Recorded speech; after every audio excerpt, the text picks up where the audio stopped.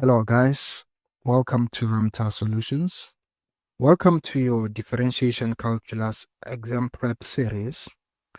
Today our question paper is the National Department of Basic Education's Maths Paper 1 of May-June 2024. Remember, when we do past papers, it's important that we remind you of some few instructions that you come across, right? So all of them are important, but we are only going to read just a few. For example, instruction number 4, clearly show all calculations, diagrams, graphs, etc. that you have used in determining your answers.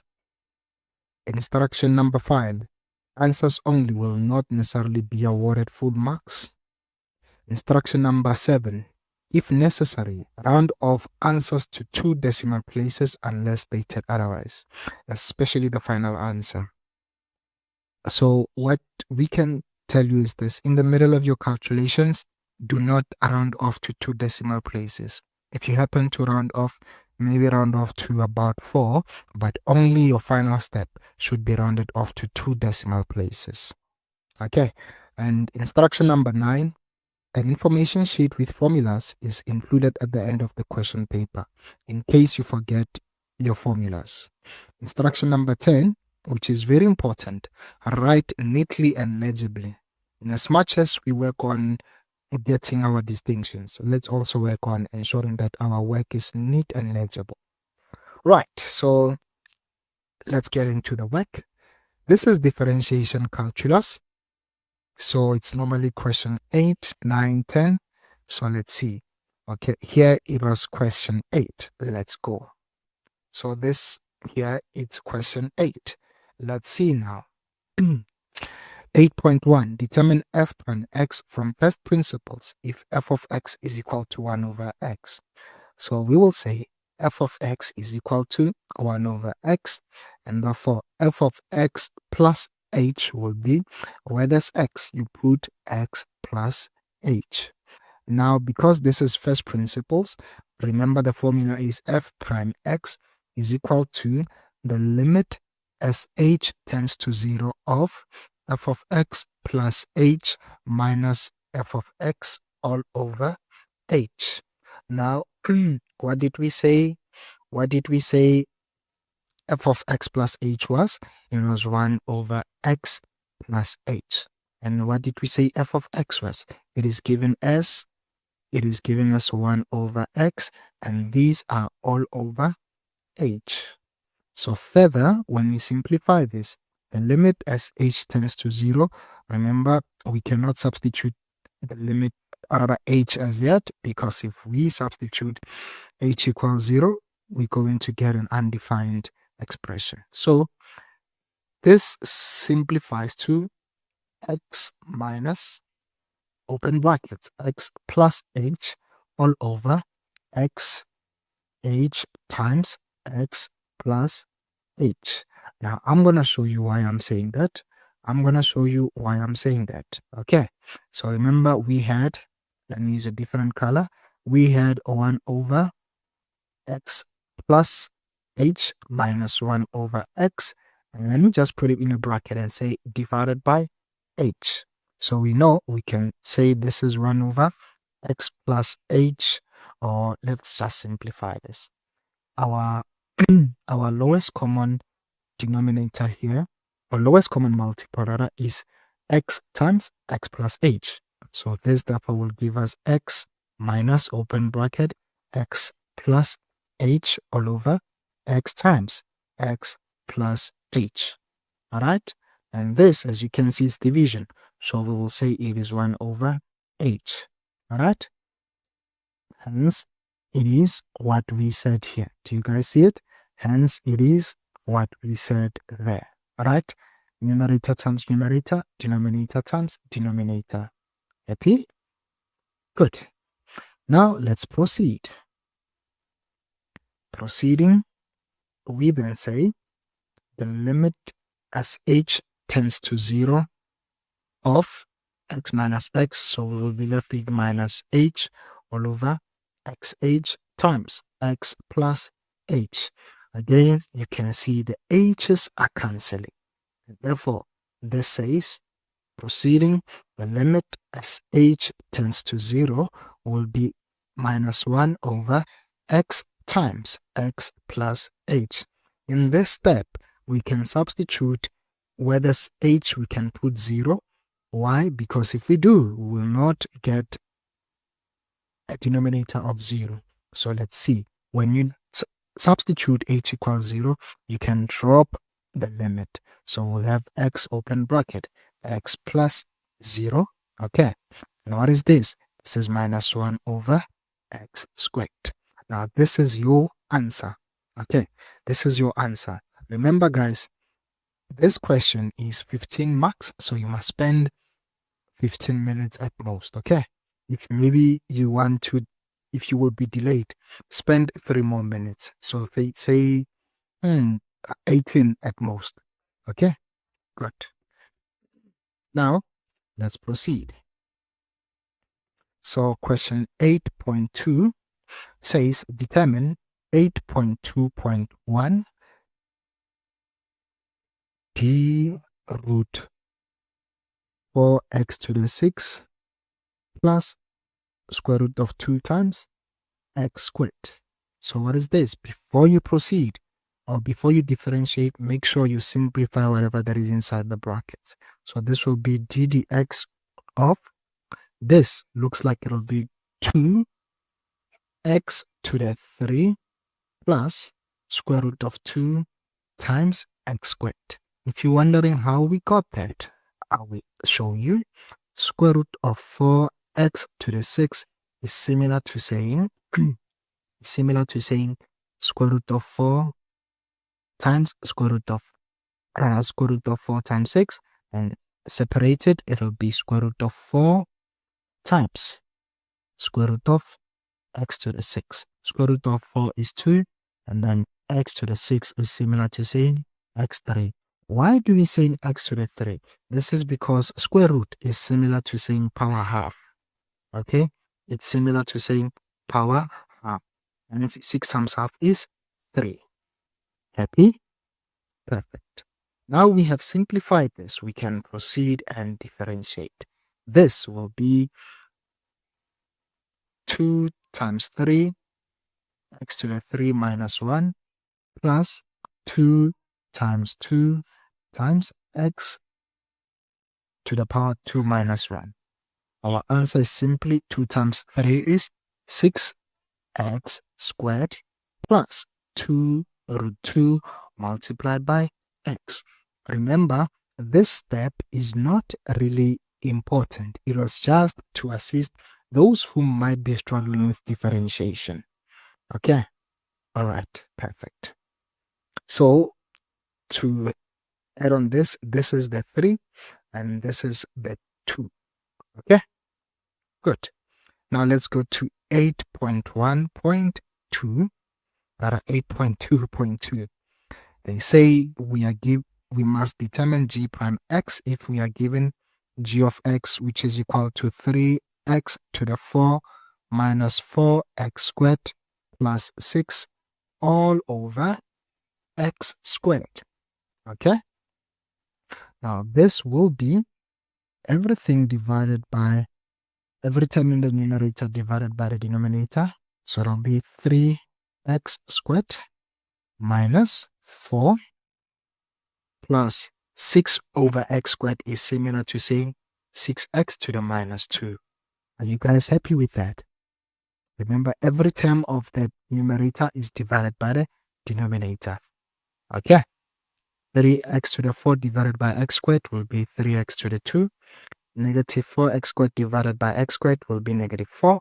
Positive 6 divided by 6x squared is similar to saying positive 6x to the minus 2. Happy? Great stuff.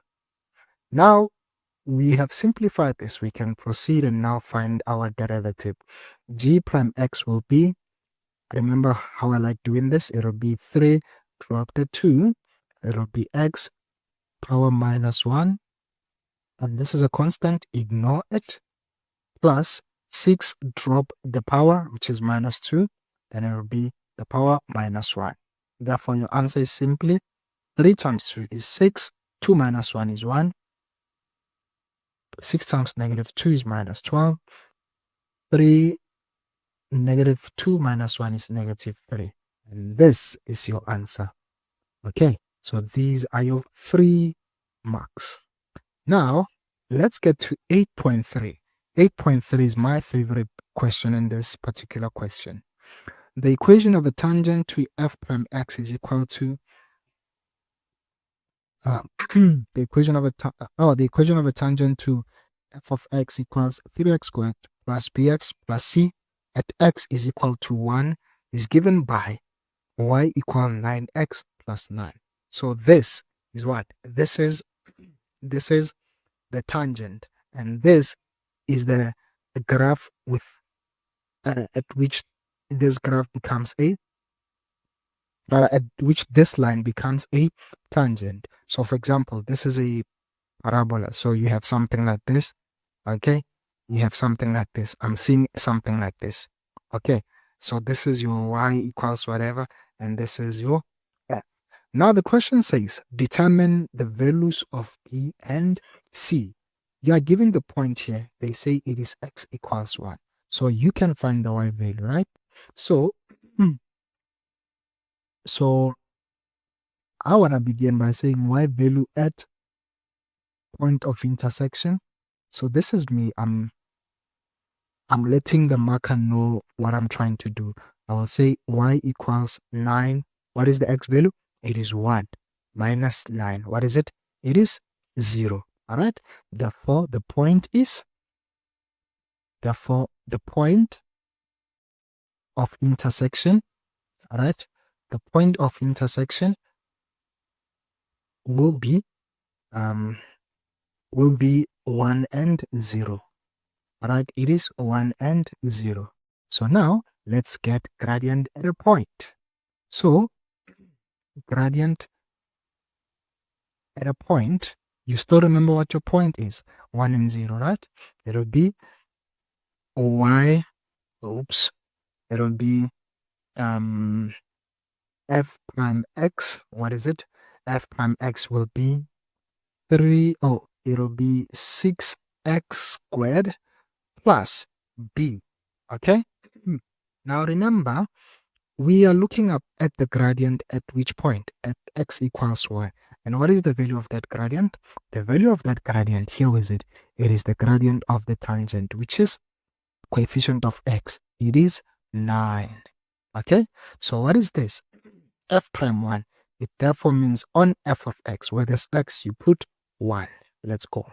So this is 6, 1. Oh, not a square.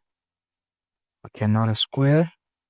Sorry, I want to lower this a bit.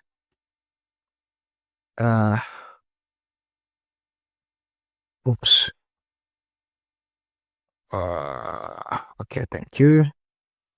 Just, okay, and just would do. Okay, thank you. Now let me,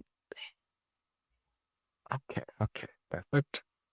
Okay, good. Now, this is 6x, right?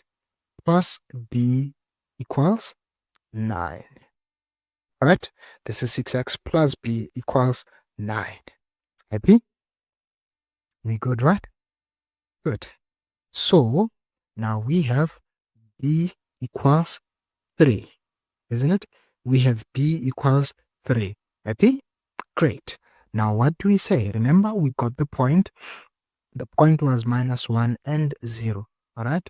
So we will say f of x equals 3. Okay, let me not say this. It'll waste time. Finding c. Finding c. I will say we have the point 1 and 0. So this therefore means f of 1 is 0. Okay. Because this graph says when x is 1, y is 0. It means the same thing even for this one here. Why? Because they are intersecting, say, at this point here. Okay. Cool. Moving on. So what is f of 1? F of 1, where does x we put 1?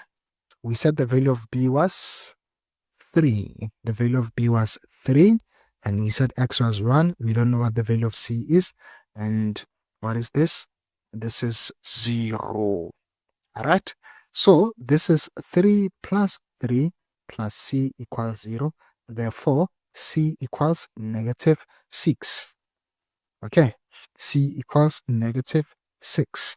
Happy? Good.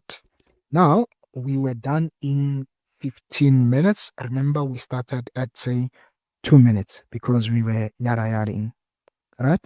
We started at 2 minutes because we were yada-yadding. So this means we are on the right track. So even in your exam, this is what you're going to do. Now, let's go to the next question. So this is question 9. Let's see. So this is question 9. Let's see. Let's see what question 9 has for us. Okay. Question 9. Question 9 says the graph of f of x equals ax cubed plus bx squared plus cx minus 5 is drawn below. I can see it.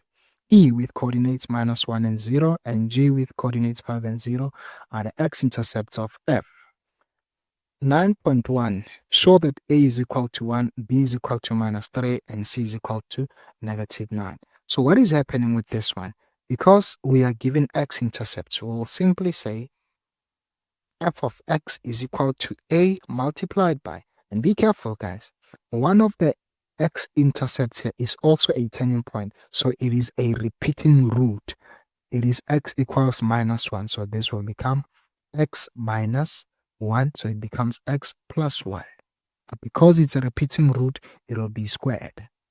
And then, what tells me that it's a repeating root is because it's also a turning point. Hence, I'm writing it power 2. And we also have x equals positive 5, so it'll be x minus 5. Okay?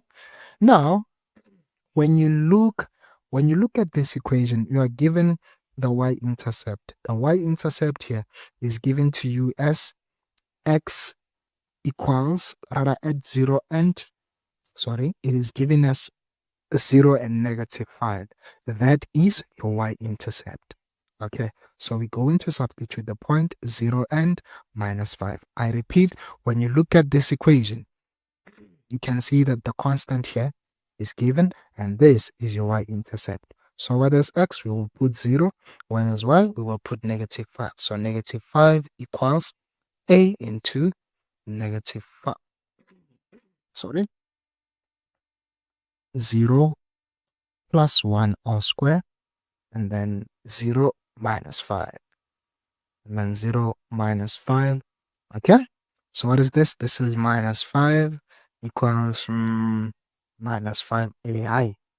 Therefore, A equals positive 1, isn't it? A equals positive 1. But let me not write it like this. Simply A equals positive 1. So we know that f of x is equal to x plus 1 all square, x minus 5 times x minus 5, rather.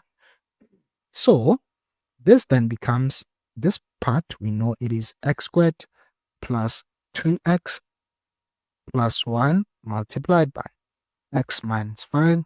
Proceeding, it'll be x cubed minus 5x squared plus 2x squared plus x minus 5.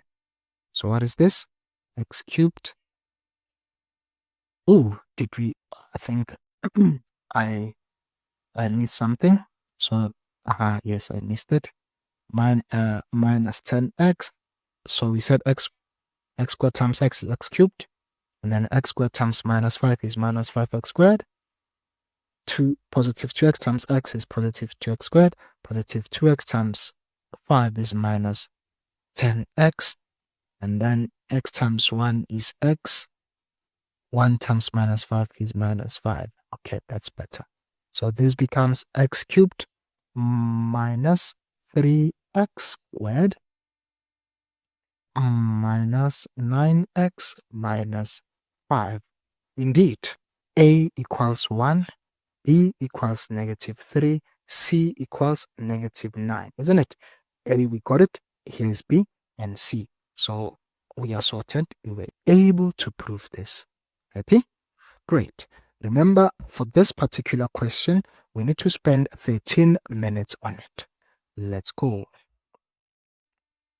So 9.2 says calculate the value of x for which this f of x has a local minimum. In other words, we're looking for this value of x. This is a critical value, so we need to find the first derivative. Remember f of x was x cubed minus 3x squared minus 9x. So now we can say f prime x is equal to 3x squared minus 6x minus 9. I believe now, guys, you are good with differentiation. All right? Good. So we equate this to 0, and this becomes 3x squared minus 6x minus 9. And this becomes, dividing throughout by 3, becomes x squared minus 2x minus 3. Further, factorizing minus 3 and minus 1, but it must be plus 1. Therefore, x equals 3 or x equals -1. As you can see, x equals -1 is a maximum because at this point it is frowning. So it is a minimum. Therefore, the local minimum value, the local minimum value is at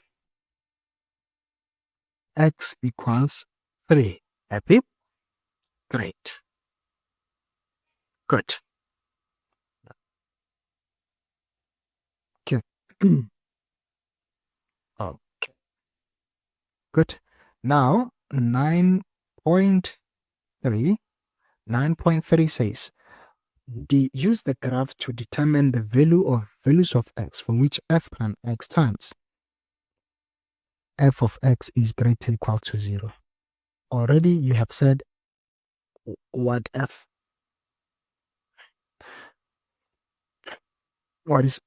prime x is. So now let's look at f double prime. F double prime will be 6x minus 6, isn't it? Oh, this is interesting. So when you look at this, I want you guys to see something. When you look at this, okay, when you look at this, you are already seeing that this is 1, and let's say this is 5. And when I look at, okay, this curve is ugly. It's ugly. I don't like it. Let me redraw it. Okay, better. I don't like it, but it's better. So cool. When we look at this, this is -1, y value, x value, and they said this is 5. I'm redrawing this. This is 0. And when you look at this f prime x, what will be the y-intercept? The y-intercept will be -6. So we already said that one was -5, and this one is -6. So what will be the x-intercept? X-intercept, it seems like it will be 1, right? X-intercept will be 1. If you recall, this point here was 3, right? This point here was 3. Okay, so let me change the color. So this will be f prime x. And of course, you said this is f of x. All right. So when you look at this now, remember the question was saying to you, f double prime x times f of x must be greater than 0. What does it mean? It means if f double prime x has a positive y value, okay, if it has a positive y value, f of x must also have a positive y value. If it has a negative y value, okay, if it has a negative y value, f of x must also have a negative y value. Okay, this is what it means. So when you look at this, and by the way, it's saying that it shouldn't be 0. Okay, and when one is positive, the other shouldn't be negative. So both must be positive and both must be negative. Okay, now let's see. I can see that here we will have it when x is less than -1. All right, now let's move when x is greater than -1 and when x is equal to 1. So we can say, or when x is greater than -1 but less than 1. However, there's a condition here. x shouldn't be 0. All right, x shouldn't be 0, isn't it? Should we say that? Should we say x shouldn't be 0? Let's see if it will make sense. X shouldn't be 0. Ooh, what are we saying? Yeah, x shouldn't be 0. But no, it does not matter. So there is no reason to have a constant here. All right, there is no reason to have a constraint here. All right, and another value that we can think of is when x is greater than 5. So now let's look at this. Now. When x is less than -1, both are negative. Both y values are negative. When x is greater than -1 but less than 1, both are also negative. Now, if you can look at the region x is greater than +1 but less than 5, f double prime has a positive y value but f of x has a negative y value. That is not what we are looking for. But above x equals 5, both have positive y values. Hence, our answers are these. Okay? Hence, these are our answers. Okay? Perfect. Okay, moving on. Let's see now. 9.4. So 9.4. Oops. So 9.4, for which value or values of t will the graph p of x equals f of x plus t have two distinct positive roots and one negative root? Ooh, guys, this is important. So they say for which it will have two distinct, okay, two distinct positive roots, okay, two distinct positive roots and what? And one negative root. Okay, and one negative root. Okay, so what is happening here? It's therefore saying to us there should be 3 roots. Okay, there should be 3 roots. Now, to be 3 roots, I want to show you something quickly. Remember our curve? We had something like this. Oops. We had something like this where this point was -5. We need to look for this value here. We know this was -5 and this was +3, isn't it? So let's look for f of 3. Okay, let's look for f of 3. F of 3 was 3 cube minus 3 into 3 square minus 9 into 3 minus 5. If you're wondering how we got that, remember we said f of x was x cubed minus 3x squared. Now let me write it here, in fact.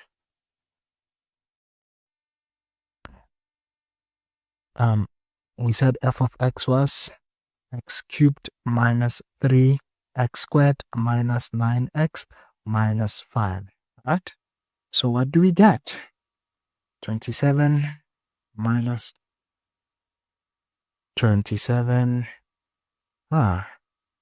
minus 27 minus 5. So this looks like we have, let me see, what do we have here? We have 32. Okay, 32. Okay, thank you. We have, come on, buddy.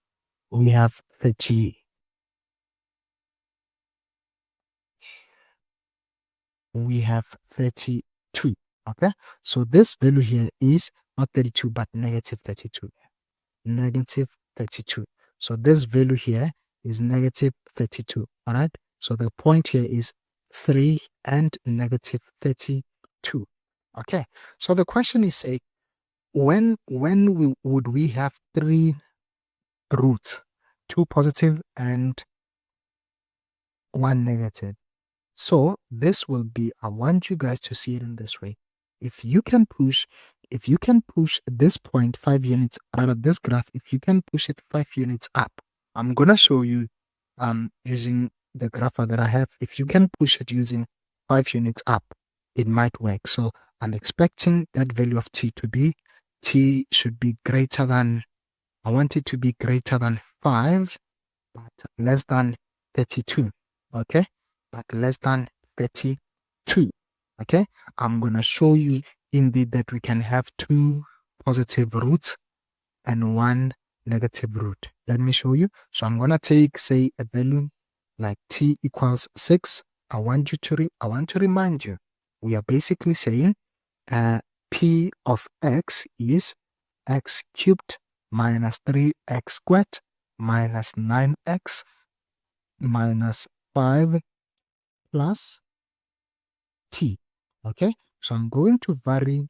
You can think of any value of t between greater than 5 but less than 32. So let me show you now. I'm gonna use my graphing calculator. Okay, so let's do this. So here is it. Do you see this? So now let me show you. This is what we had. Now let me try 6. Let's see how the graph looks like. So if you can look at this graph here, look at it. You have one negative value, one negative x-intercept, and two positive x-intercepts. Now I'm gonna try A31. Okay, A31. Let's see again. One negative x value, two positive x-intercepts, so to say. Do you guys see it now? Good. Okay, so now this answer is fair. Okay, it is fair.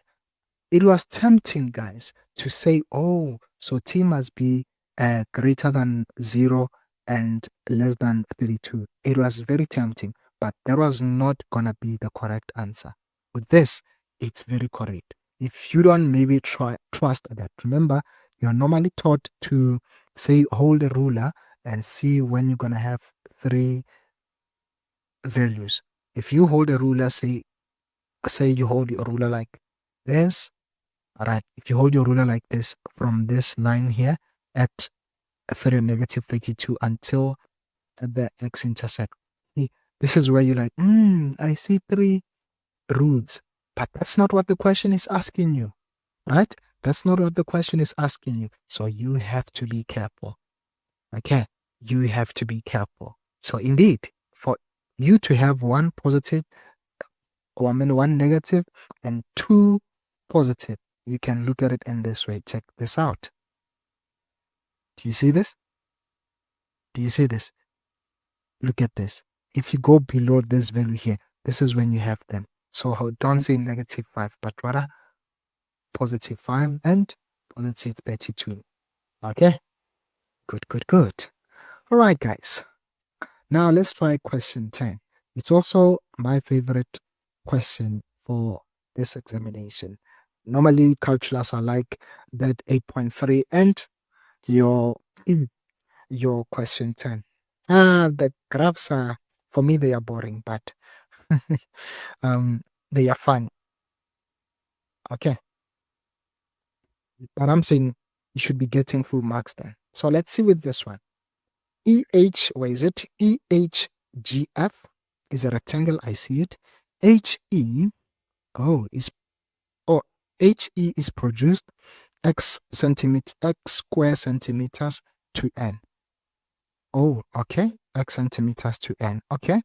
And EH is produced x square centimeters to p. Okay, I see it. NF equal p line. Okay, NF produced intersects PG. Intersects PG produced at M. to form an isosceles triangle. So if this is an isosceles triangle, what does it mean? It means these points. Let me just draw this here, and P. So it means this point is equal to this point. Okay, cool.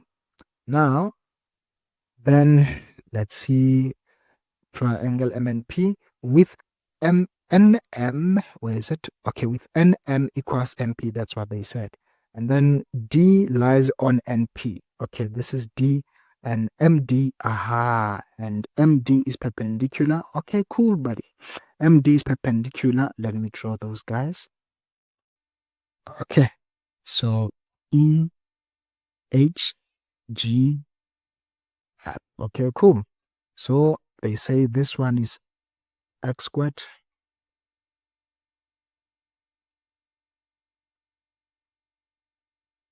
x squared x squared. Okay, cool. Now they say and NP is equal to 4 units, 4 centimeters rather. NP is equal to 4 centimeters. Okay, cool. Is equal to 4 centimeters. And then MD is equal to 3 centimeters. I will have to use a different color. So here is it. It is equal to 3 centimeters. All right, cool. 10.1. Whoa, lulu, this is interesting. 10.1. 10.1 says, show that the area of EFGH is given by AX minus whatever is equal to AX is equal to CX squared minus 3x to the 4. Cool. What I know, they said NP is 4 centimeters, but I do see that we got 2x squared. So we can therefore say EH is equal to 4 minus 2x squared. Right? Now we're looking for FE or EF. Okay? So in order for us to get that, let's try this. I'm going to say in triangle N in triangle NMD, I want you to see this. This is the triangle I'm referring to. What I know, if this is perpendicular, it therefore means this must be 2 centimeters and this must be 2 centimeters. Right? You can therefore say tan angle N is equal to opposite, which is MD over ND. What is that? That is 3 over 2. Okay. Now, in triangle NFE, again, tan angle N is equal to, once again, FE over NE. What is FE? FE is unknown. And what is NE? It is x squared. Now, what did we say? This therefore tells us that FE over x squared is equal to 3 over 2y tan n, isn't it, guys? Good. So FE is equal to 3 over 2 x squared. I think this is the best we can go, or we can do. All right. So we have NE, FE. If we have FE, it is equal to GH. Therefore, we can find the area of the rectangle. Therefore, area of EFGH is equal to FE times EH. What is FE? 3 over 2 x squared. What did we say EH was? I think we said it was 4 minus 2x squared. Now, what is this? They said this area, we must call it A of x. Right? So 3 over 2x squared times 4 will be 6x squared. And then 3 over 2x squared multiplied by 2 negative 2x squared will be negative 3x to the 4. So we were able to prove this. Wololo. 10.2. Let's see. We were able to prove this. So we are happy now. 10.2 says calculate the maximum area of rectangle EFGH. So when they say maximum area, you just differentiate your area. So A prime X will be, it will be 12x minus 12x cubed. Remember, you equate this to 0. This is 12x minus 12x cubed. So we can therefore say we have x cubed minus x equals 0. Therefore, x is a common factor. We are left with x squared minus 1 equals 0. Ooh, I see difference of two squares. So we have x minus 1, and x plus 1. Okay? Okay. So our x values are x equals 0, or x equals -1, or x equals 1. Alright? But because this cannot be, or rather is a measurement, you cannot have a negative measurement of length. So maximum area, therefore maximum area will be when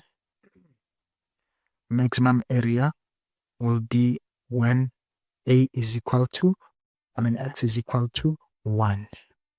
So what is our area? It was 6x squared. So where there's x, we put 1. Right? So this is 3 square centimeters. And this is how you solve this question. Okay? This is how you solve this question. All right, guys? So yes, this is it. So I hope you guys got this. So bye-bye.